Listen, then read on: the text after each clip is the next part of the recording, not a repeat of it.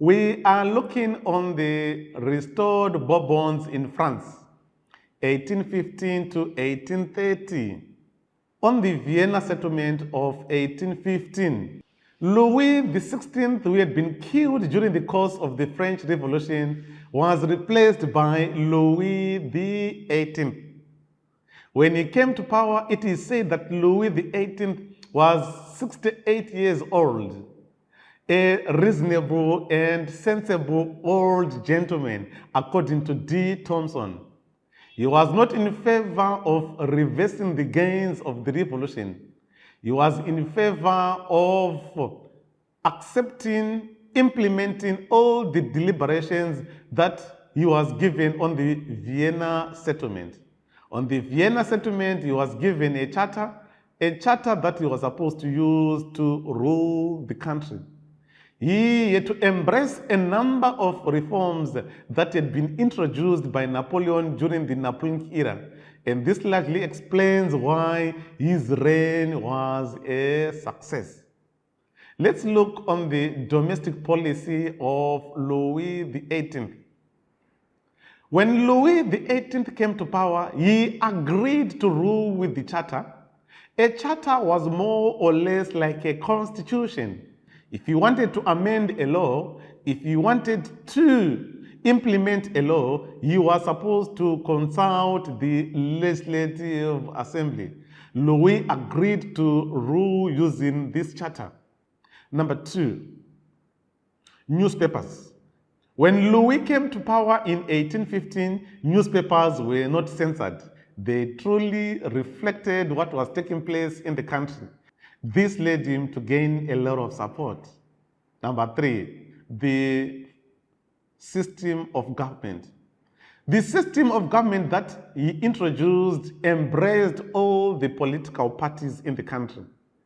The liberalists, the socialists, the ultra-royalists, the Republicans, the Bonapartists, they were part and parcel of his government.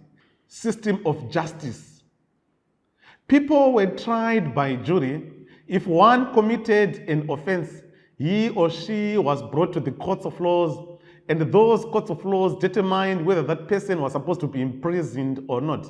And by so doing, it meant that Louis XVIII managed to get a lot of support from the people. We want to talk about the Code Napoleon. On the Code Napoleon, Napoleon had introduced the Civil Code, the Criminal Code, and also the Commercial Code. Here, under political reform, we want to talk about the Criminal Code. Louis adopted the Criminal Code. All those people committed various offenses were arrested using the Criminal Code.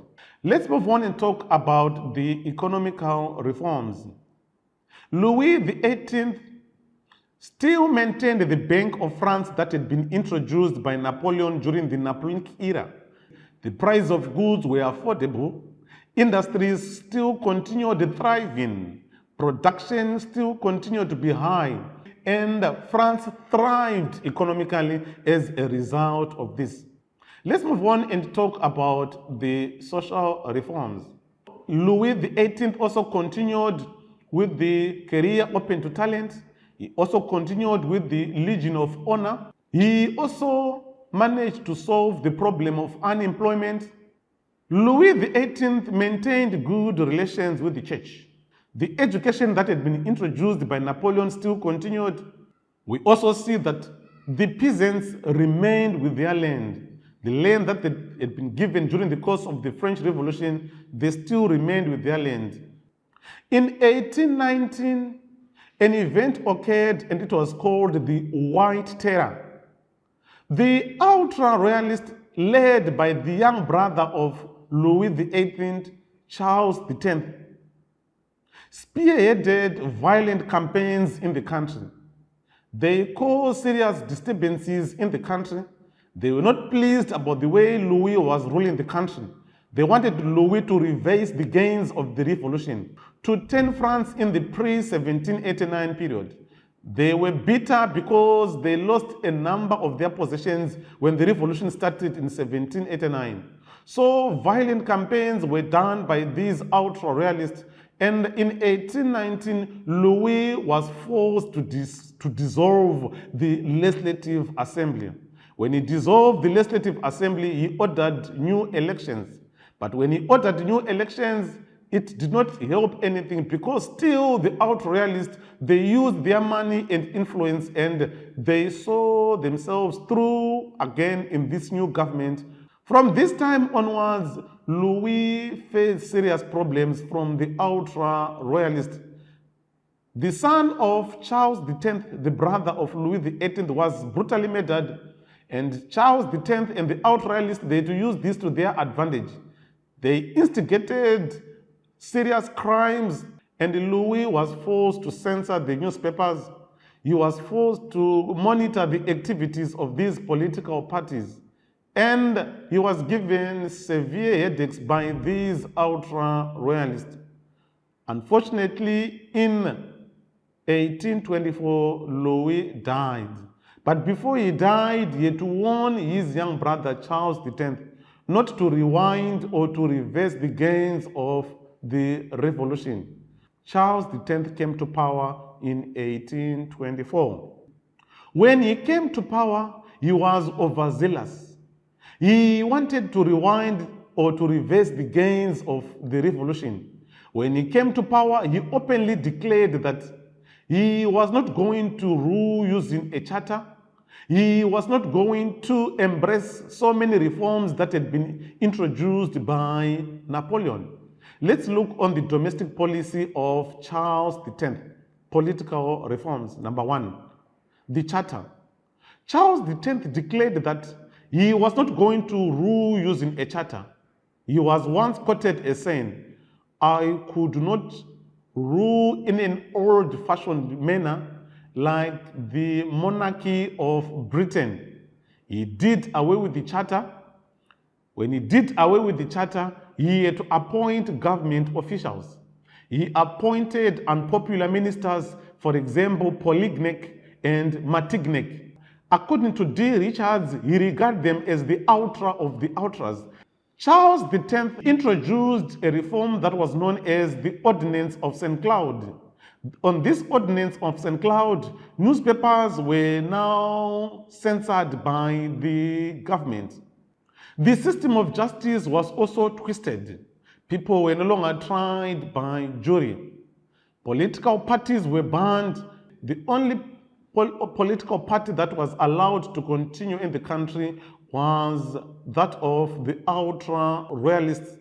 Let's move on and talk about the economical reforms. Charles X did away with the Bank of France.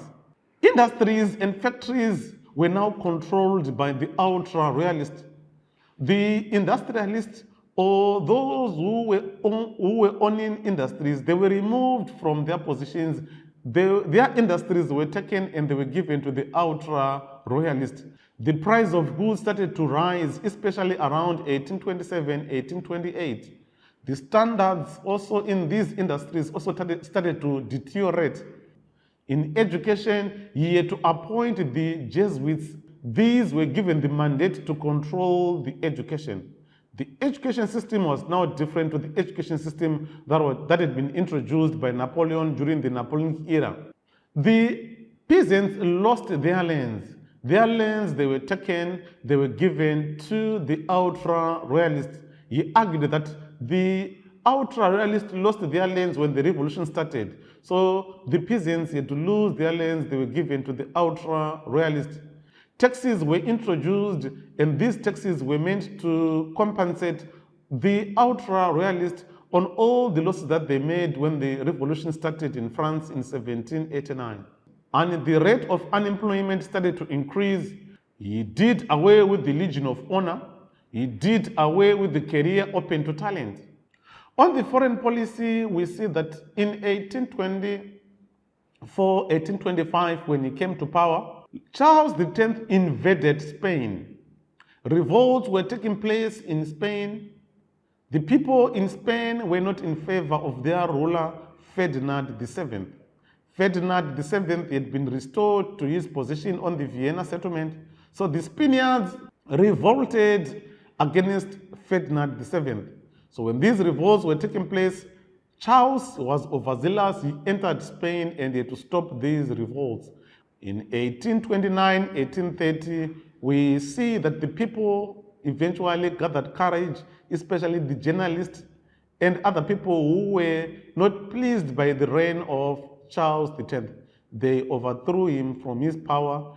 It ushered a new period again because a new monarch came in the name of Louis Philippe.